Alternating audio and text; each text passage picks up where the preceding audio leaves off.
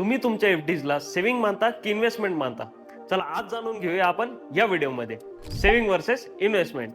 जर तुम्हाला इन्फ्लेशन पेक्षा कमी रिटर्न भेटत असेल तर त्या तुमच्या सेव्हिंग आहेत आणि जर तुम्हाला इन्फ्लेशन पेक्षा जास्त रिटर्न भेटत आहेत तर त्या तुमच्या इन्व्हेस्टमेंट आहेत. सेव्हिंग म्हणजे आपण एक शॉर्ट पिरियड ऑफ टाइम किंवा एक शॉर्ट टर्म गोल अचीव्ह करण्याचा प्रयत्न करत आहोत. जसं वर्षभरात आपल्याला एक गाडी घ्यायची आहे, आपल्याला अनसर्टिनिटी नको आहे काही, तर आपण त्या सेव्हिंग्स मध्ये आपण आपला पैसा साठवतो.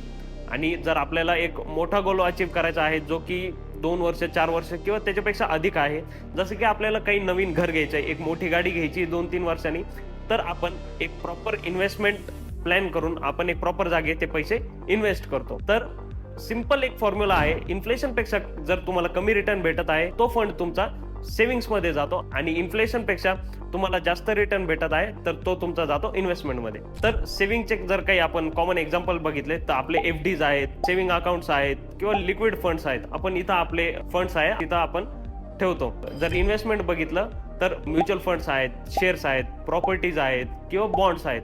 ह्या आपण लॉंग टर्म इन्व्हेस्टमेंटसाठी इथं आपण इन्व्हेस्ट करतो. जर तुम्हाला अधिक माहिती जाणून घ्यायची आहे तर आजच आपली अपॉइंटमेंट बुक करा. थँक्यू.